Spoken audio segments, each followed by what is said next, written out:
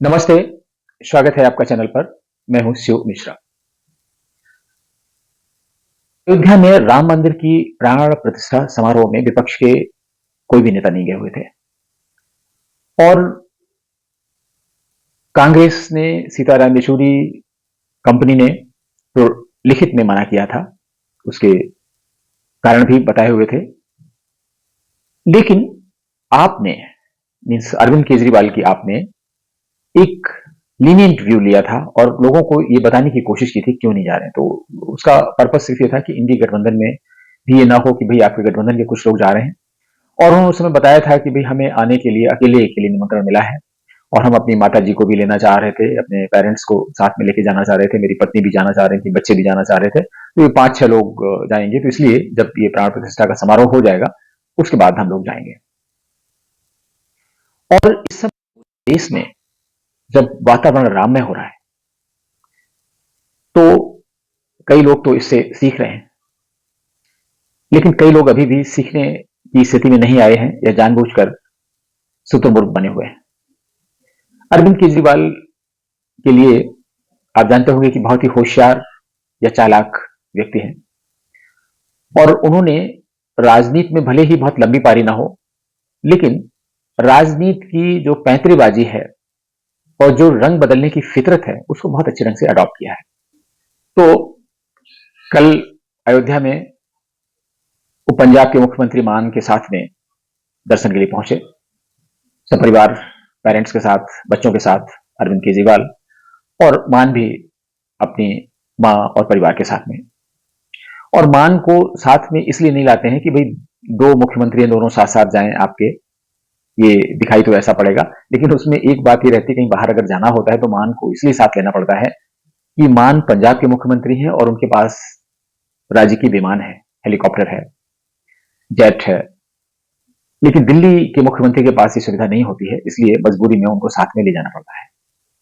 लेकिन मीडिया में वक्तव्य अरविंद केजरीवाल ने ही दिया और उन्होंने जिन शब्दों में कहा आप सुनेंगे, इतनी प्रशंसा की कि बहुत भव्य निर्माण हुआ है और लाखों श्रद्धालुओं को जब आता हुआ देखते हैं तो बहुत ही हृदय प्रसन्न हो गया है और ये बहुत अच्छा है। पूरे भारत के लोग मीन्स इसकी प्रशंसा कर रहे हैं और इतने कम समय में बहुत अच्छा निर्माण कर दिया गया और बहुत खुश हैं देख के। और जब वो गए गर्भगृह में तो उनको बहुत ही असीम शांति मिली और उन्होंने भगवान राम से प्रार्थना की पूरे भारत को सुख समृद्ध बनाने के लिए। लेकिन आप देखें कि कुछ समय पहले ही, बहुत अधिक समय नहीं हुआ है, तब उन्होंने एक भाषण देते हुए कहा था, आज मैं अपने परिवार के साथ, भगवंत मान साहब अपने परिवार के साथ अयोध्या जी में रामलला जी के दर्शन करने के लिए आए। मेरे साथ मेरी पत्नी, मेरे माता पिता, मान साहब के साथ उनकी पत्नी, उनकी माता जी, हम सब लोगों को आज दर्शन करने का सौभाग्य प्राप्त हुआ। जब बाबरी मस्जिद का ध्वंस हुआ तो मैंने नानी से पूछा, नानी अब तो आप बड़े खुश हो गए, अब तो आपके भगवान राम का मंदिर बनेगा। कहती ना बेटा, मेरा राम किसी की मस्जिद तोड़ के ऐसे मंदिर में नहीं बसता। अभी बार बार पिछले 1 महीने से बीजेपी ने भी कहना चाहे मंदिर वहीं बनाएंगे, मंदिर वहीं बनाएंगे। हम कहते जी कब बनाओगे, कहते डेट नहीं बताएंगे, लेकिन 5 साल में, हर 5 साल में मंदिर वहीं बनाएंगे। मैं सोच रहा था कि अगर Jawaharlal Nehru ji steel authority of India की जगह मंदिर बना देते तो आप समझ सकते हैं कि इस घटना से अरविंद केजरीवाल तो खुश नहीं थे और उन्होंने अपने नानी के कंधे पर बंदूक रखते हुए, उनके नाम का सहारा लेते हुए ये बता दिया कि जो मस्जिद की जगह एक बार डिसाइड हुई थी उस पर मंदिर नहीं बनाया जा सकता है।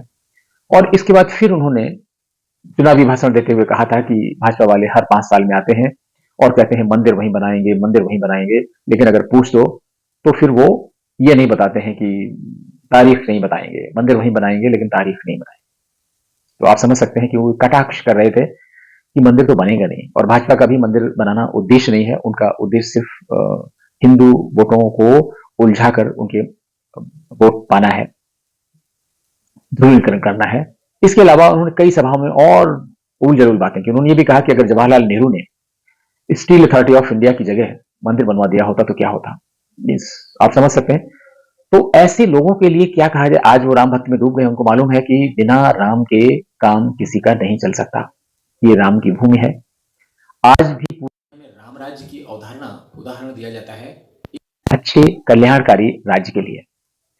और जब इतना भक्तिभाव है तो फिर अरविंद केजरीवाल कैसे बच सकते थे। उनको लगा कि अगर अभी भी अपना एटीट्यूड नहीं चेंज करते हैं तो ये बिल्कुल धारा के विपरीत चलना होगा, हवा के विपरीत जाना होगा और इससे कोई राजनीतिक फायदा नहीं होगा। इसलिए उन्होंने बदल दिया। और कहा भी जाता है अरविंद केजरीवाल के लिए कि हमसे गिरगिट है, गिरगिट से हम नहीं। तो वो कभी भी अपना रंग बदल सकते हैं, किसी के साथ छोड़ सकते हैं।